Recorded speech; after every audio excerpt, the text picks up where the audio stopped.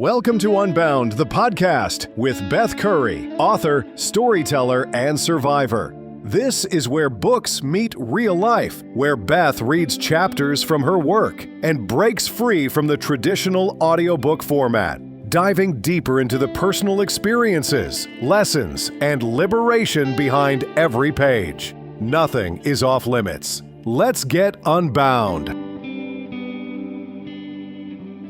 Hey everybody, welcome to Unbound. I'm your host, Beth, and today we're doing something, I'm not going to say it. Normally I say we're doing something a little different, but like we always say that because we're always doing that. This is an off-script episode. No preparation, obviously. No notes, just a real conversation with someone I've known for a long-ass time, most of my life, really. I think, sometimes the most powerful conversations happen when you don't plan them, My guest today is one of my oldest friends, and he's been on a journey that I think a lot of you might relate to, and I wanted to talk kind of about it. I'm deep into the psychology crap, right? So I want to talk about abandonment wounds, what happens when two wounded people try to love each other, and what it actually looks like to heal from patterns that have kind of kept you stuck for years, right? So I'm going to try not to interrupt. He's going to try to remember not to sound like a robot or pull away from the mic too much. This isn't a polished interview. It's just the two of us kind of sitting down to talk about the messy and uncomfortable truth of what happens when you spend many, many years of your life in something that never quite became what you hoped it would be. So we're just going to get into this. Hi. Hey, how's it going? Good. Okay. So let's start with where you are now, because I think this context matters. You're in a really good place. I am. Yeah, finally. Good. It Yeah. took a lot to get here, but I'm actually happy. Like, Good. genuinely happy in a way I'm not sure I've been in a long time. Which is wild considering where you were like just over a year ago. Like you have a relationship of sorts. Oh, yeah? A real one. Yeah, a real relationship. I can actually call it that now, which I guess feels weird to say out loud. But yeah, Okay. despite some complications, it's familiar. And Good. now that I'm older and, dare I say, wiser, it's probably the healthiest thing I've ever experienced. So tell me why this is a good thing now. Yeah, so I guess now it was about 13 months Okay. ago, I was convinced I'd never get here.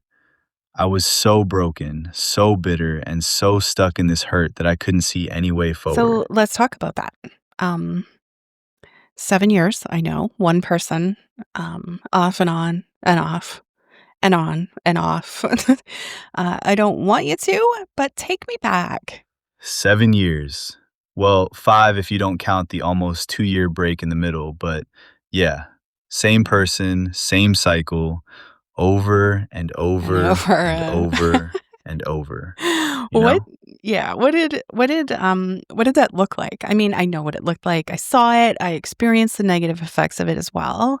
How it affected us and like just all of it. Yeah, Like, well, it looked like constant attempts that never quite right. materialized. We'd make plans to finally be together, really Mhm. together, and something would always get in the way, Yeah. right? Yeah. Distance, timing, circumstances. There were so many stupid And you roadblocks. kept trying. I made solid efforts, real Right. efforts to get to her, to close the distance, and it just wouldn't happen.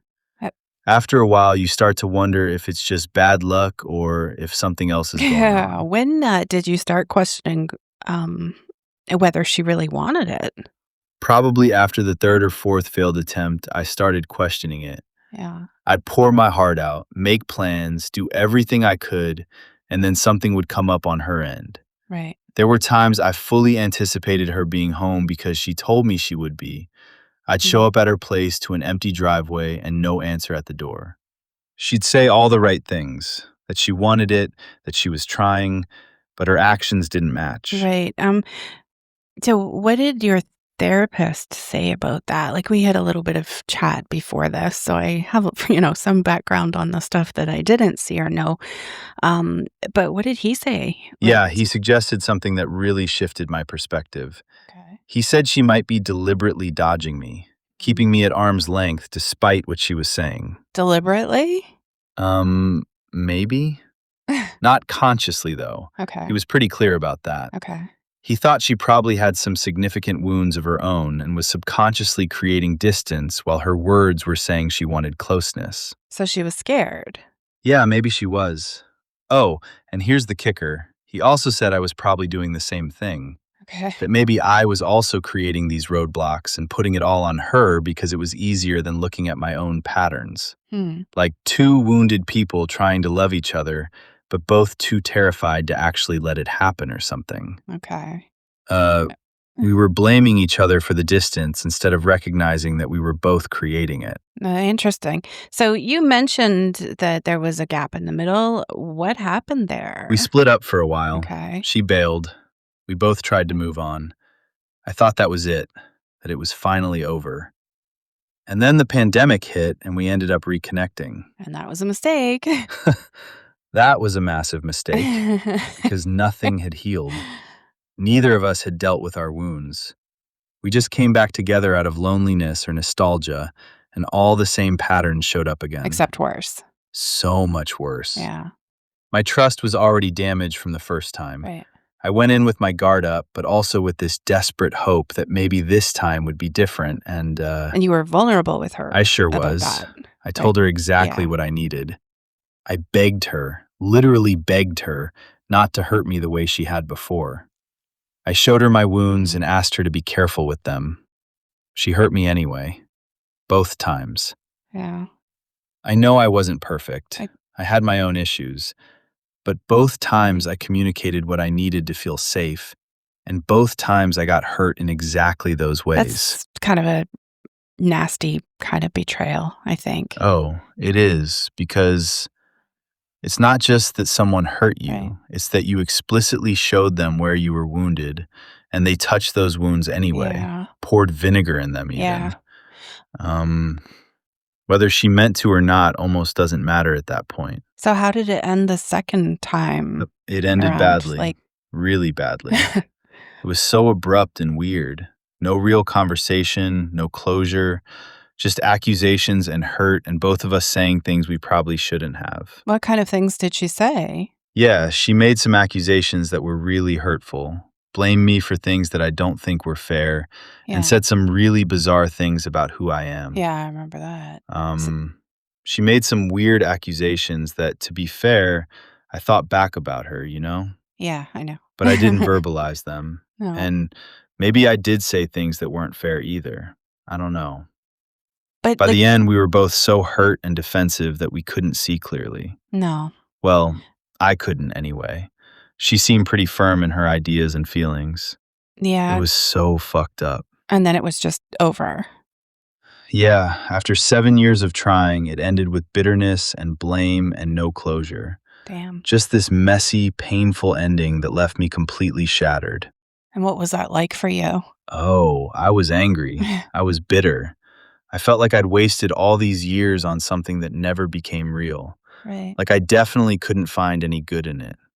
I tried. I really tried to see some growth or a silver lining, but I couldn't at all. Oh. Not about the situation, and definitely not about her. So you were stuck in the hurt then? Yeah, I was drowning in it. Yeah. And the worst part was knowing that I deserved to be happy. Yeah. Knowing that there was happiness waiting for me somewhere. Yeah. But being terrified that all this bitterness would hold me back. Yeah, that fear is real, for sure. Damn, it's so real. Yeah. You know? Unhealed wounds don't just disappear. No. They follow you into the next relationship and the next one, and the one after that. Which is where the abandonment wound comes from, right? So let's talk about that specifically. Yeah, so an abandonment wound, it's kind of this deep-seated fear that the people you love will leave you, right? Right. Like that you're not enough to make them stay. Yeah. And it gets formed when early relationships were inconsistent or unpredictable, or when love felt conditional. Well, you had a great childhood. Didn't like Yeah, I did yeah, have a great childhood, and that's what's tricky about these wounds. right. They don't always come from obviously traumatic experiences. No. Mine actually came from this specific relationship. Mm, Those 7 years created an abandonment wound that I didn't even know I had. okay. And Like, when I went into it, I was confident and cocky, and that was even just at the beginning when we were friends. mhm. I honestly think that she liked the chase because I was hard to get. But then once I let my walls down and I stopped being Guarded? guarded, Oh, she changed. That's how it looks looking back now. how did it, like, show up for you? Oh, it showed up in so many Yeah. ways, but not right away. Just one thing started to get kind of weird. I was hyper vigilant about everything she did, constantly monitoring her words, her Mhm. tone, just looking for any signs that she was pulling away. Huh. I'd read into literally everything: a delayed text, a different emoji, or even what was pretty obvious avoidance or running. That sounds exhausting. Yeah, it was exhausting. My nervous system was on high alert all the time, Yeah, yeah, you yeah. know? Yeah. And then I'd swing between two extremes. Like, sometimes I'd be clingy and desperate, trying to get reassurance. And Mhm. then other times, I'd kind of be distant and cold because I was so scared of being hurt that I'd try to protect myself by pulling away first. The push-pull thing, right? Like Yeah, yeah. exactly. And she probably experienced it as me being unstable or confusing. Right. But really, it was just my wound getting triggered over and over. Mhm. When I felt her pulling away, I'd panic and cling like an ass. When I felt myself being too vulnerable, I'd shut down to protect myself, you know? Yeah. And you said you'd overgive too, right? Like I know you do everything big, including love and protect. You see your overgiving kind of as a flaw and Ha! Oh like God, yes. I was constantly trying to prove my worth, like doing things for her or being available whenever she needed me, right. basically trying to be whatever I thought she wanted. Okay. Because some part of me believed that if I was useful enough, even valuable enough, she'd choose me. But that's not how love Yeah, works. no. Love isn't something you earn through performance at all. No. I've finally learned. Good. But when you have an abandonment wound, you don't know that, Of right? course not. You just know that you're terrified of being left, so you do everything you can to prevent it. Right. Even though that desperation probably pushes people away. That's the cruel irony. Yeah. The very things you do to prevent abandonment often create it. Right. The clinginess, the Neediness neediness, the and constant reassurance oh yeah, seeking, that's the worst. it exhausts Yeah. people and it makes them want space, which triggers your wound even more. It's a vicious It's a cycle for terrible sure. cycle. Yeah. And the worst part is, I didn't even realize I was doing it. Like, I thought I was just trying to make the relationship work, so I didn't see that I was operating from this wounded place. When did you first realize it was a wound? I realized it when Yeah. my therapist showed me that You description can of call him Tim. abandonment wounds. You know the one. We talked about it before we started recording. Yeah. How it's formed, Right. what you learned, how the ego operates from this wound. And you saw yourself in it. Yeah, I saw myself in every single bullet point. Fears being ignored, replaced, or forgotten. That was my constant state. Huh. Overgives or overattaches to avoid loss. That was my entire strategy. Damn. Becomes anxious or distant when connection deepens. That explained every time things started to get real, and I'd either cling too hard or pull away completely. So what about chases emotionally Yeah, unavailable people? that one. That one? Chases emotionally unavailable people. That one cracked me because it made me realize that I didn't just happen to be with someone emotionally unavailable and physically distant. I chose her because of it, you know? Because unavailable felt familiar. Unavailable felt safe in this twisted way. So you were protecting yourself. Well, because if she's unavailable, I never have to be fully vulnerable, so I can want more. Right. I can try for more, but I never actually have to risk being fully seen and fully rejected, you know? Yeah, okay. There's always this built-in excuse for why it's not working, especially the second time around when I was already untrusting of her motives, Right. and rightly so, it Yep. seems. Yeah, I was protecting myself while simultaneously destroying myself, because I was getting hurt anyway, but in this way that I could blame on circumstances or her unavailability rather than facing my deepest fear that maybe I'm just not enough. Wow. So is that what the wound tells you? That you're Yep, not enough? that's exactly what the wound tells you. That's awful. At its core, an abandonment wound is this belief that there's something fundamentally wrong with you. Like if Yeah. you were really lovable, really worthy, people wouldn't leave. Right. They wouldn't create distance. They'd choose you. And every time she didn't show up or a plan fell Every through. time that happened, it confirmed the wound. It was proof that I wasn't enough. Yeah. Even though logically I could understand there were other factors, my nervous system just kept getting the same message. You're just not worth staying for, Nate. That must have been incredibly painful. Yeah, Yeah. it was incredibly painful. Yeah. And it wasn't just emotional pain, it was physical. And my body was holding all of it. Yeah. The fear, the rejection, the unworthiness. It was completely trapped in my nervous system. Which is where the breath work came in, right? Right. Yeah. And we've talked about the breath work extensively in previous episodes, so I won't go into all the details again, but that's what finally helped me release it. Not just understand it intellectually, but actually get it the hell out of my body. And you're working on becoming a facilitator now. Yep. Yeah. And because, like you, Yeah. once you experience how powerful it is, you want to share it. For sure. And where I live, there are no facilitators. So I'm going to get a movement going there. That's great. Uh-huh. I want to stay with the wound for a minute though. Like after you started doing the breath work and releasing some of that trapped emotion, how did your understanding of those 7 years change? After I started releasing that emotion, it changed completely. Okay. I started to see how much my wound was driving everything.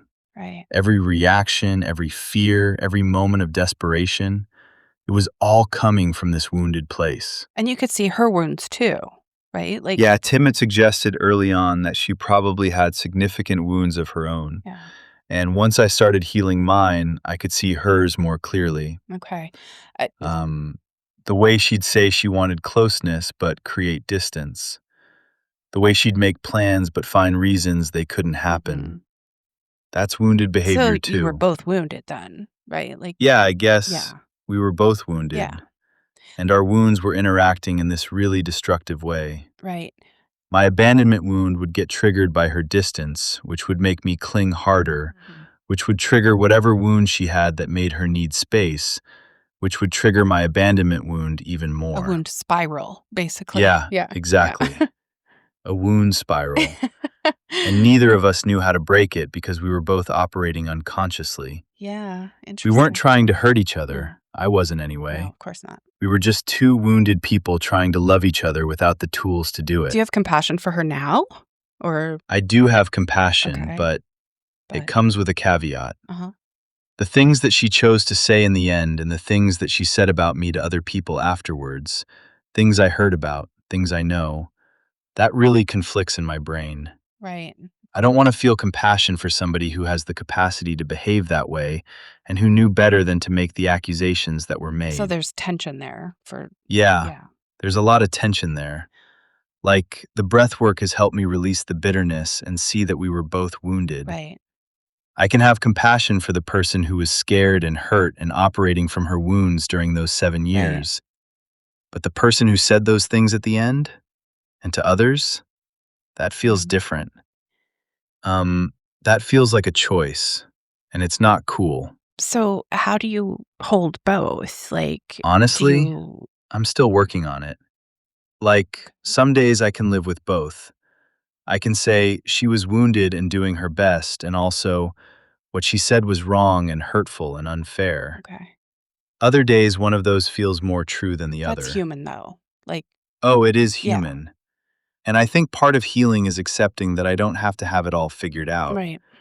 I don't have to have complete compassion or complete forgiveness. Right.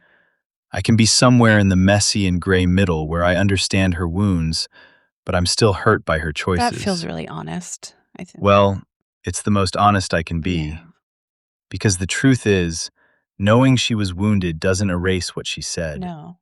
It doesn't make the accusations okay or take away the damage they did. Do you think that she was operating from her wound when she said those things? Maybe she was operating from her wound. Mm-hmm. Probably. Okay. But at some point, we have to take responsibility for our behavior, even when we're wounded, right? Yeah, for I sure. mean, we all have wounds. Right. That doesn't give us a free pass to hurt people and then blame it on our trauma. No, that's right. But Like, honestly, I don't know that she would ever have enough self-awareness to admit that she's got problems of her own. no? Maybe, maybe not. Hmm. I don't know who she is anymore. I don't Oh. think I ever did, to be honest. Ooh, that's a hard line to walk. Yeah, Yeah. it's a hard line to walk. I also don't want to be someone who uses my wound as an excuse. I can recognize that my abandonment wound made me clingy and desperate and probably exhausting at times. Right. But I still have to own that behavior and its impact on her. So you expect the same from her? I guess I do expect the same from her. Okay. I want her to own what she said and how it impacted me. Okay. But I also know that's probably never going to happen. Well, I would hope not. There was no closure, no conversation where we both took accountability. Right. It just ended messily, and we both walked away with our own versions of what happened. And you have to make peace with that. Yeah, Yeah. I have to make peace with that. Yeah. Which is hard because part of me still wants that conversation. Just wants her to say, I see how I hurt you and I'm sorry. But I can't control that. And I'm not even sure I'd believe her anymore. Huh. All I can control is my own healing now. Right. And after some of the things that she said in the end, part of me really just wants to prove her wrong, Mhm. the gossipy stuff. But then I realize I don't even need to do that anymore. No. We don't owe each other anything. No. She won't get anything from me again. And that feels Mm. good, honestly. And you're healing. Like, Abso-fucking-lutely, I am healing. Like, the breath work has helped so much with releasing the charge around it. I'm not carrying that heaviness anymore. I'm not bitter in that all-consuming way I was before. Hmm. But I also haven't forgotten what happened, and I No. never will, because that way I won't go backwards. You can heal without forgiving. Yeah, you can heal without forgiving. Yeah. That's something Tim helped me understand too. Yeah. Forgiveness isn't required for healing. No. Sometimes it comes naturally as you heal, like it did for you. Right. Sometimes it doesn't. And that's okay. I know eventually I will too, but I will do that on my own time. Yeah. I know that I can now, and that's what matters most. So where are you with it now? Now, I'm mostly at peace with it. I can see the whole thing more clearly. Her wounds, my wounds, how they interacted, how they didn't. And yeah, I have compassion for both of us trying to navigate that. Okay. That's But I good. also have clear boundaries about what was acceptable and what wasn't. And what Right. she said at the end and afterwards, that crossed a line, as I said, wounded or Yeah. not. That's a healthy place to be, though. Yeah, it feels healthy. It feels like I'm not denying reality to make myself feel better. Right. I'm just recognizing how complicated it is and appreciating that I can move forward. Yeah. Yeah. I know she's chosen a backwards momentum with people she is choosing to have in her world, and that's her right. And it also completely validates why I was never going to fit into her life. And that permanence makes it all much easier. Yeah, we'll have to talk about that after. But that complexity, it doesn't, stop you from being happy now. No, the complexity doesn't stop me from being happy at all. Yeah. And that's the real shift. Yeah. 13 months ago, that lack of closure, those unanswered accusations, they would have consumed me. They would have held me back. Yeah. But now, I've done enough healing that I can hold that unresolved stuff without it controlling my life. Because you trust yourself now. Because I trust myself now, and I trust my own resilience. I've always been left in relationships. I've never done the leaving. But that's also the real shift to me. It's that I trust myself to handle whatever happens. Good. If things don't work out for whatever reason, I know I'll be okay. Right. I won't shatter like I did 13 months ago. But nothing bad is going to happen now. Because you've built that resilience. Yep, exactly. That breath work didn't just help me release the old pain. It helped me build new neural pathways. New ways of responding that aren't based in fear and woundedness. Right. And that's one of the really cool things about that type of therapy. So what would you say to someone listening who recognizes their own abandonment wound? So I'd say first, just recognizing it is huge, Yeah. Most people spend their whole lives operating from these wounds without ever knowing it. So if you're listening and thinking, oh shit, that's me, that awareness is the first step. And then? Then you have to do the work. And I don't mean just talking about it or understanding it intellectually. Okay. You have to actually heal it, which means getting into your body and releasing the trapped emotions you're feeling. Right. You can't be afraid to change. You can't. No. You have to step outside your comfort zone. Which for you was the breath work. Yeah. Yeah. Whatever method you choose, breath work, EMDR, somatic experiencing, just commit to that shit. Because understanding your wound isn't enough. You have to actually heal that bastard.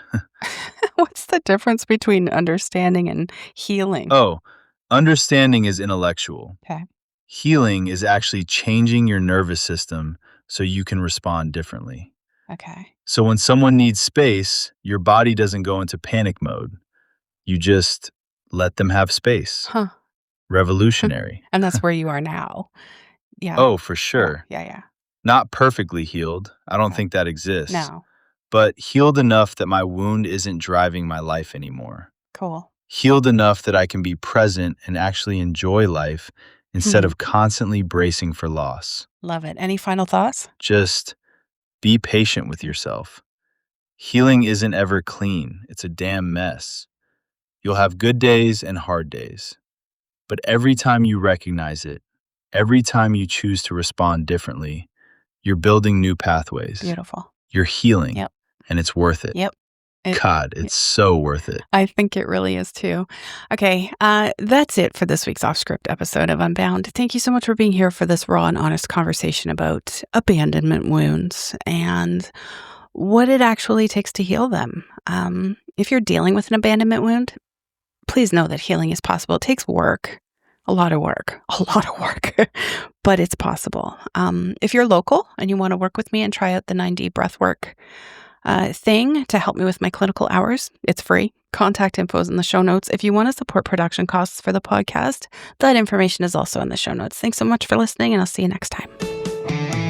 Thanks for listening to Unbound with Beth Curry. Join the conversation in the Facebook group or visit author.bethcurry.com. Want to support the show? Head to ko-fi.com/unbound podcast. Until next time, stay unbound.